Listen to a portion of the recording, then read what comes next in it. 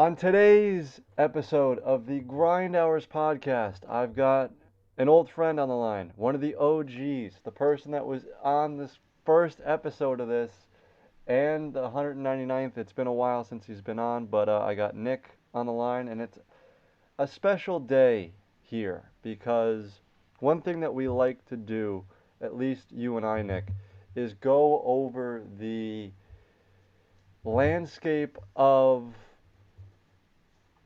the radio and podcasting in terms of sports. And hmm the day that we're recording this on Wednesday, the news just broke about Mike Golic being let go in August from his contract with ESPN, at least on the radio side.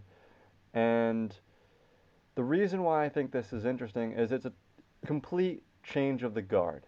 Um, the fan went through this about 2, 3 years ago now when Francesa, I think it was 2 years ago at this point when Francesa said he was going to retire hmm and And they we were had going to the bring the in, the Carlin and Bart and Maggie right, experiment. the CMB experiment, supposedly going to transition the fan into a new wave of what they currently are, and they are okay. It is fine, but it is not. I would I would hope that you would think that it's not the uh, equivalent that New York sports radio should be. There's a standard in this city that it has to be at a certain level, and Francesa and the Mad Dog for years ruled the sports landscape not only in New York City but in the country and in the world with the way that they ran their show.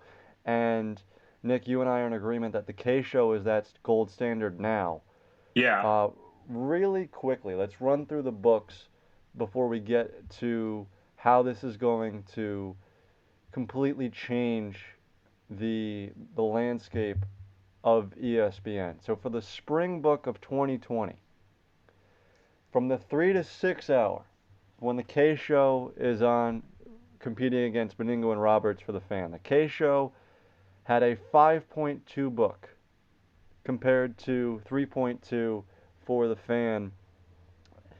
And in the morning, the 6 to 10, the Boomer and Geo versus the ending Golic and Wingo, hmm 5.5 and 1.4 respectively. And I was on the phone with the Cuz earlier, and we were talking about how the books are going to be janky anyway because no one's getting in their car anymore and turning on the radio because Right. of the pandemic. So the numbers are going to be a little bit skewed anyway.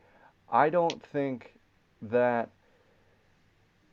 ESPN should overreact based off of one book. I don't think that's what they're doing, but what is your sense with the announcement to move on from one of the cornerstones in national radio in Mike Golic and completely ending the, I guess you could say, our childhood version of sports radio? I mean, yeah, it's he was kind of the last holdout. I mean, if you look at like the national landscape, right? So when we were growing up, like it was Mike and Mike in the morning. Right. It was the Herd in the late morning.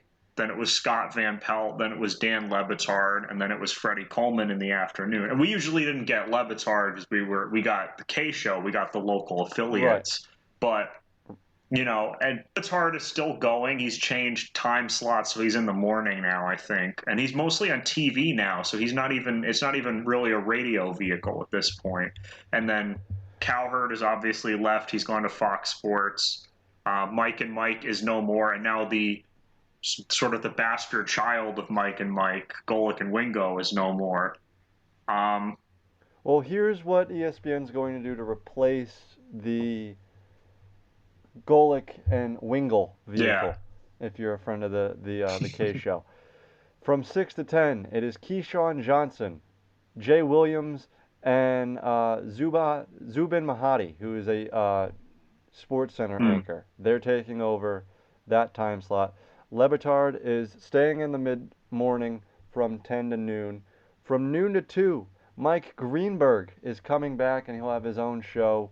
And then from 2 to 4, Max Kellerman will have his own show. And this is all starting on August 17th. So we're a little bit premature with our analysis of this, and I'm sure you and I will have a reaction to the just how well it goes and whether Kellerman can actually hold a show on the radio or if Greenberg has a little bit of road bumps getting back and getting his sea legs back underneath him. Mm-hmm. For me, the biggest thing is I just can't get over the this is the end. Like this is the end of an era, and I don't know what sports radio is going to look like. The K show has survived, Mm-hmm. and I don't know why. Like the only reason why I can say that they survived is because they're good. I don't know how to describe it other than to say that they have it. And the thing about them also is they're on a local affiliate. I mean, 98.7. We're looking at kind of like the national thing in terms of what's happening with Mike Golic, but for the local affiliates, I mean, he's the Yankees guy. LaGreca is a New York staple. Peter Rosenberg is a New York staple. They have probably the equivalent of a lifetime contract. You know what I mean? And the same thing goes for like same thing probably goes for like Alan Hahn on that station at this point, Right. or Dave Rothenberg. Like they'll be around as long as they want to be around. But on the national scale, you're right. It really is like the end of an era, and it's sad because we have so many memories of waking up in the morning, Mike Golic and Mike Greenberg in the morning, and it's sad to see this titan of the industry move on. I mean, I don't know the depth of the analysis about whether he's being let go or if this is Mike Golic's choice to move forward. If it's his choice, then more Oh power yeah. to So him. like I wish him all the best in whatever he Mazel wants to Tov do. But if and he's if he's right. if it, this is like ESPN sort of letting him go, I really don't understand it because he still has a lot of star power as much as you can have in the radio business. He's still great at what he does. Sure, the chemistry between him and Trey Wingo isn't what it was with him and Mike Greenberg, but what could be? It's not going to Yeah. be because the thing with Greenberg and Golick, they were one their original shows weren't all that Mm-hmm. great. They didn't think it was going both of them have come out and said, "We didn't think it was going to Mm-hmm. work when we initially sat down for the first couple of shows and tested this thing out." Then they lasted like 18 years together. So that chemistry of working with a guy for 18 years is going to be different than a manufactured, hey, we replaced you with one of our icons, fill in Wingo. And that's another thing. Wingo, I think, is going to be let go completely. His contract is up at the end of this year. He doesn't have a radio show Mm-hmm. anymore. He's not on the NFL Live stuff anymore, so he might be moving to Fox as well. I say all of that to ask you, do you think the national radio show is dead? Because the first one that was really like went off the air and it was a big impact for me was SVP and Rosillo because I love those Mm-hmm. guys. I used to listen to those guys all the time when we were in school in high school. Mm-hmm. So that was, I think, the first domino to fall in this. Then it was Greenberg and Golick, and then it's just Stephen A. has even taken a back seat with his national show to some regard. So, do you think a national radio show in 2020, when it comes to sports, can it work? I mean, I think it can, and this is the really confusing thing to me about what ESPN is doing. I think it definitely can work, and we can see the proof of that in what Fox Sports has done because the herd is a big success over there, and a lot of their supporting shows are still really successful, and so it doesn't make sense to me what I don't think ESPN is. It goes back to what you were saying about it took a while for Mike and Mike to figure it out. It takes a while for these chemistries to naturally build. we know from listening to years of the K Show when Peter Rosenberg started out on the show, it took a while to get in the Right. swing of things. Mike and the Mad Dog weren't getting along at first. They didn't think that was going to work, but it obviously did, and it became this cultural staple of American sports. And I don't see any. I just don't see with the way they constantly are changing the lineup of shows. I don't see any collective vision here from ESPN administration about building national brands. I mean, Stephen A. Smith is probably the best known ESPN personality they have.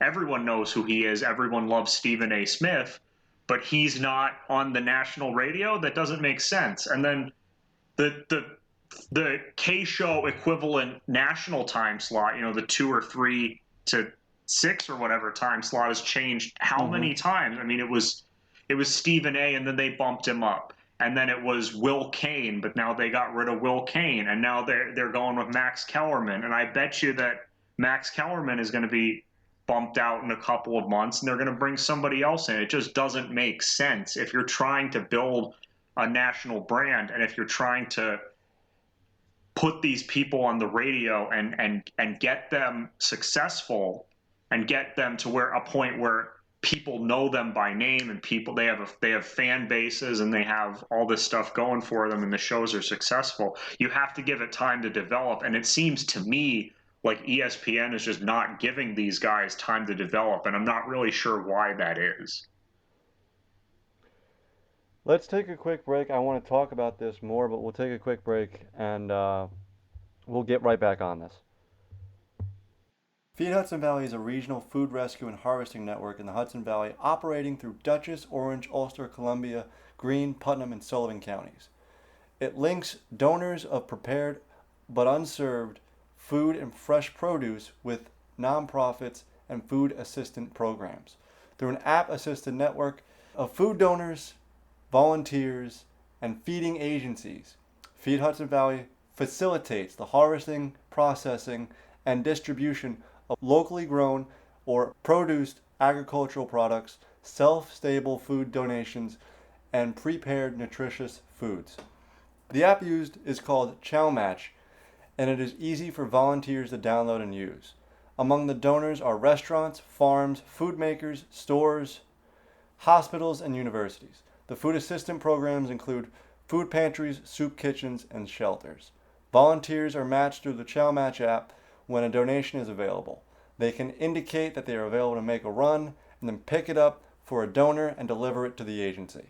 The Feed Hudson Valley network currently includes over 300 volunteers, 130 donors, and 95 receiving agencies. Last year, on average, Feed Hudson Valley rescued and redirected over 12,000 pounds of food each month. Feed Hudson Valley could use more donors and volunteers. To learn more and sign up, visit feedhv.org. Again, that's feedhv.org. One more time, spelled out, feedhv.org. Now back to the podcast. All right, in the first block, we were getting into how ESPN has just completely botched their they have no competence when it comes to the national radio or even you want to drag it out even further, the podcasting realm. They don't really have an idea of what to do there. They're still producing podcasts like it's 2005, not 2005 because podcasting was around in 2005, but like 2008, 2009 when podcasting was still in its infancy. They're still doing rollout ads for Progressive and Geico and like Windows.com or whatever. Like they're not having built-in ads. And for the radio show on a national level, I don't think that this Keyshawn J. Williams and Zuban Mahadi show is going to do all that well either, because nobody of that bunch has really any radio experience. Has Keyshawn Johnson been on Golic and Greenberg a couple of times, and Golic and Wingo as well? Yes, but it's not like he was a main sub-in. Mm-hmm. So you give guys like that an opportunity to go on the radio, it's gonna flop. Same thing with Bart. Like, there's a reason why Bart Scott has flipped back and forth between ESPN and FAN two Hmm. times. He doesn't have what it takes to be on the radio. Is he a good football analysis? Yes. Does he have some good points here and there about baseball and basketball? Sure, but that's not where his bread is buttered. Hmm. The the ability to come off of the field or come off the court and be a good sports broadcaster is extremely rare, especially when it comes to radio or podcasting. Hmm. Not everybody can do it. And And I don't understand why, in particular, these guys are being chosen. I mean, nothing against Jay Williams, Keyshawn Johnson, Zub. I'm not really familiar with Zubin, so I can't comment on whether he'll be a success he or not. was, But I think he's the guy that does the college basketball halftime shows, and occasionally he's on ESPN News for SportsCenter. okay, I So mean, I like, if you saw his face, you'd know who it is, and yeah, he's got a good voice. I don't know if he can run a radio show. That'll okay. be remain to be seen as well. Keyshawn Johnson, same thing, and maybe it's just a personal bias because I don't like Jay Williams and I don't think that he has any good points. Like, I don't think he's that good. That's just me, and you can come at me all you want. Um, Fine, I'm okay with that, No, but but I'm with you, and it doesn't. I'm surprised that like they would choose these guys who don't have experience when there are guys in the ESPN lineup who have the ability to go to like old nemesis of of me and the show, Bomani Jones, for example. Bomani's podcasts are great. He's got the voice, he's got the know-how, he's got the talent to anchor a radio show. Why isn't he doing it? He's not on TV right now, and they have him under contract. Why not give him a show? I think Mina Kimes is really great as a podcaster. If you gave her and like her buddy Katie Nolan a show, that would probably do great numbers. They have a lot of great chemistry together. that would be, oh my You God. don't have to build something from nothing there. You can just give them a show. They already do podcasts. They already know their way around the radio system. Well, It blows my mind that they're not taking these chances on people they already have in house. Mina Kimes is going to NFL Live, I think, full time, and giving up her spot on ESPN Daily, that the podcast that they do, which is the actually one of the only podcasts that ESPN has actually like produced well, and it's fantastic. I love it. I tune into it every single day, and it's 20 minutes. It's in and out, and you're done. And it's great. And she does a fantastic job with it. Mm-hmm. That's going to Pablo Torre, who is another one of my favorites, and I can't wait to like He's great I, too. Give him a he's gonna do show. that well with flying colors. I don't know why they didn't transition High Noon, the Bomani and Pablo vehicle, into some sort of podcast radio show. Right, because it's not doing great TV numbers, and it ultimately was not successful on television. But both of those guys are radio guys. It could be great Right. on radio. And why, like, yeah, I have nothing against Max Kellerman, but Max Kellerman is on First Take. Why does he need a radio show in addition to First Take? Well, from what I read with what's going to be planned for Kellerman's show, is kind of similar to Stephen A, where they just kind of expand on what was being talked about on First Take and take calls, which, yeah, I'm fine with. Do you want to put that for 2 hours? Not really, especially when Stephen A is the superior talent Yeah, when it it comes to doesn't. that. It's Stephen A is the one everybody knows. To give the job to Stephen A. If Max was going to do a boxing podcast, fine. He is the creme de la creme when it comes to boxing. Like, Mm-hmm. he is the guy. So the decisions to try to give other people like major platforms, when you're right, you have people in house who have been working for years, maybe not on the radio side specifically, but they have the talent to succeed, and if you give a guy like Pablo Torre, Bomani Jones, or the Katie Nolan and Mina Kimes radio show would be an all-timer. Dude, that would be phenomenal. Imagine that could be your 1 o'clock to 4 o'clock show right there. Right. And that would drive, not only would that be fantastic just because those two in their own right are amazing, but it could be, and I feel like I've been saying this a lot, a good PR move. Because 100%. This you is give the two women a massive platform to lead a new, they're pioneers. yeah. They'd be pioneers. So it's extremely head scratching. Am I okay? Like, am I happy for Mike Greenberg, who's going to come back to radio and he is the king of teases?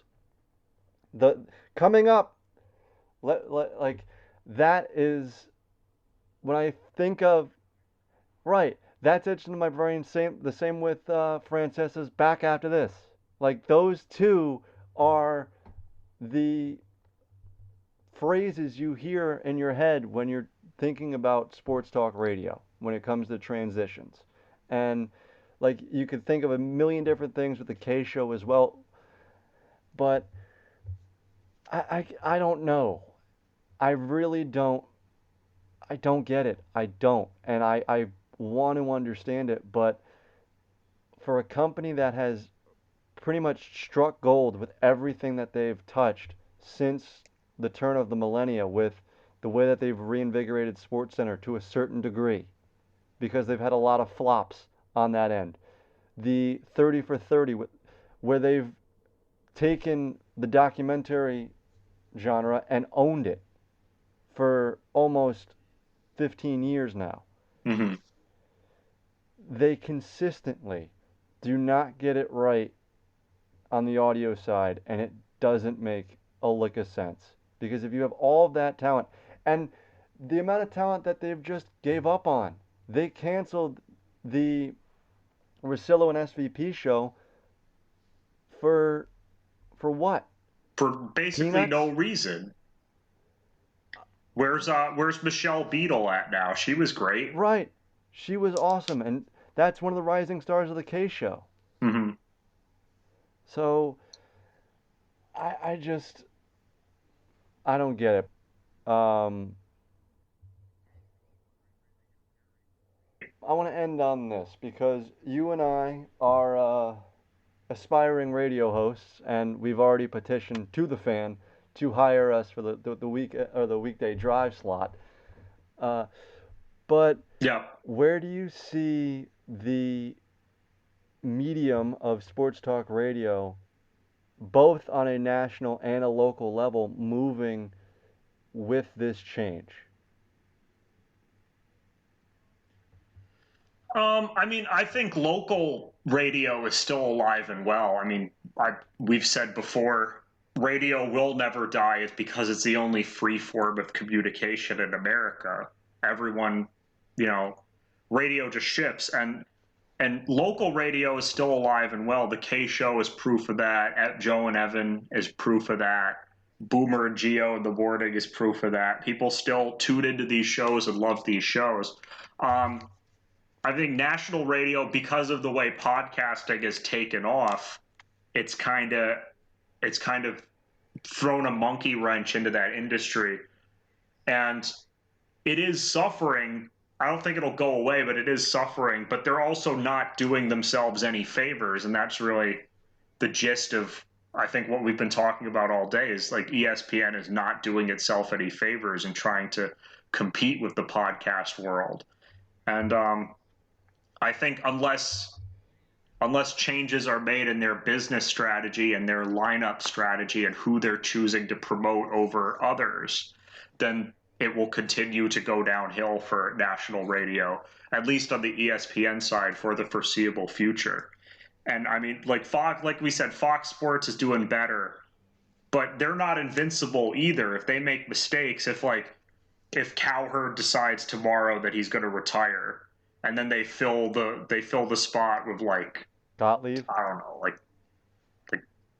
Doug Gottlieb or something. Like people will leave in droves for the next big thing.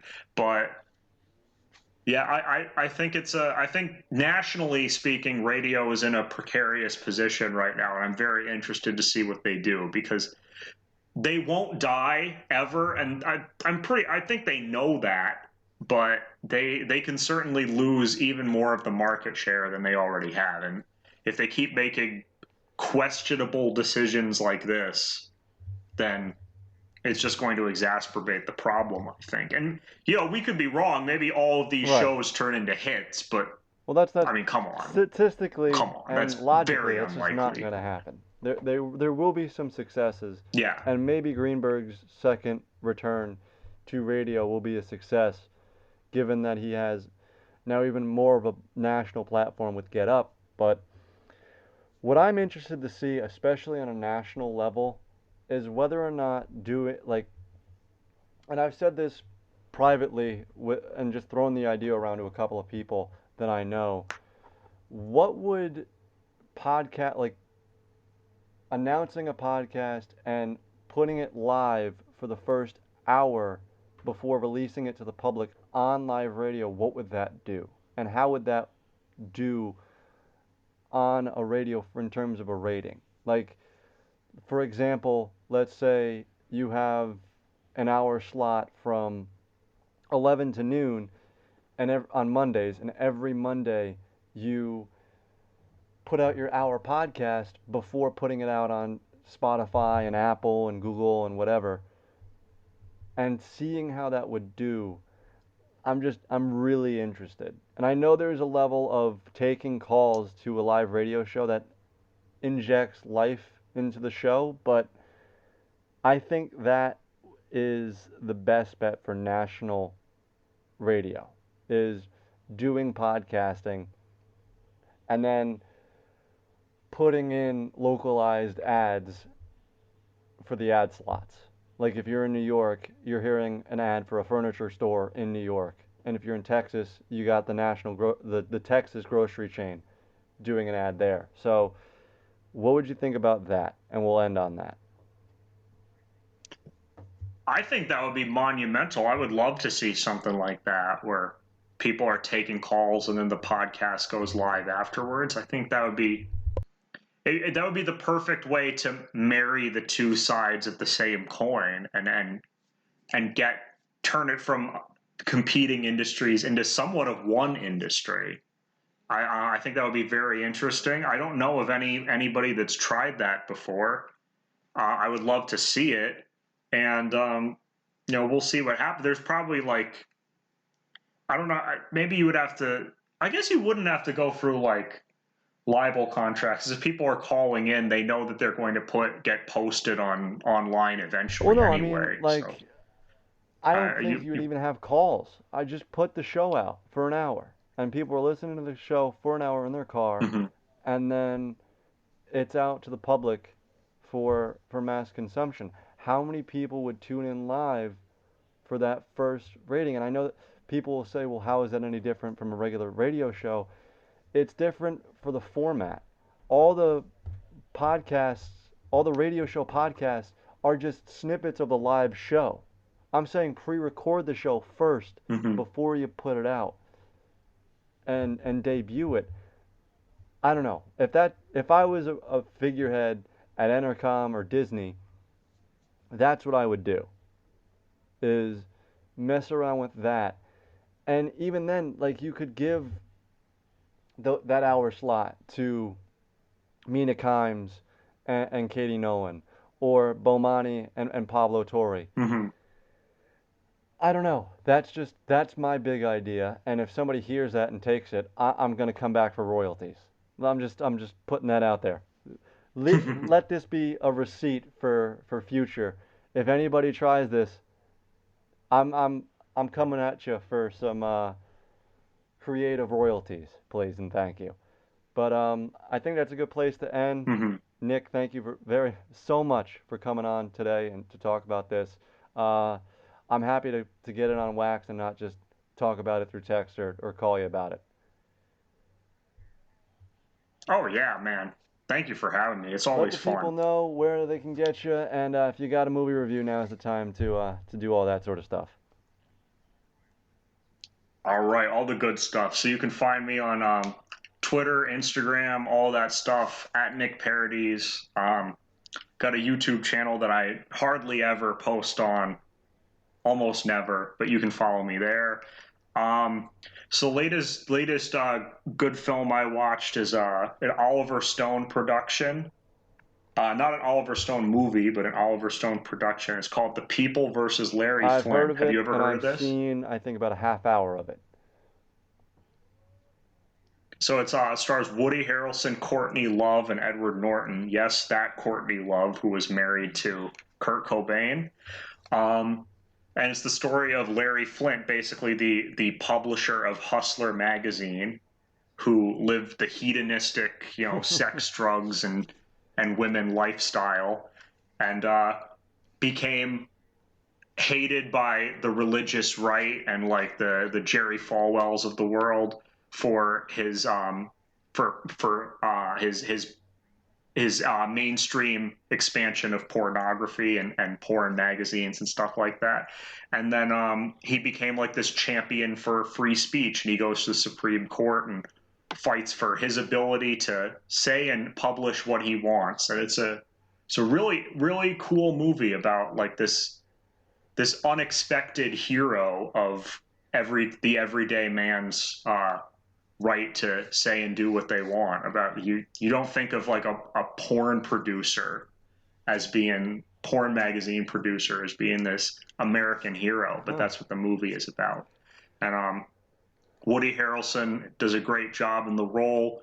Courtney Love plays his stripper wife, obviously the part that Courtney Love was born to play. Um, Edward Norton is in it. Is one of his first movies actually. He plays Larry Flint's lawyer. Does a great job. And Woody Harrelson's real life brother plays Larry Flint's All brother, right, which is pretty that's cool. awesome. On this side of the coin, not the fake Jay Leo, jdatasports.blogspot.com, and of course this podcast. If you reached the end of the show, please like, subscribe, share with anybody who you seem fit. If you're on iTunes, please give us a review. And if you're new around here, we like to end the show a certain way. It's closing time. You don't have to go home, but you can't stay here. Have a good weekend. Peace.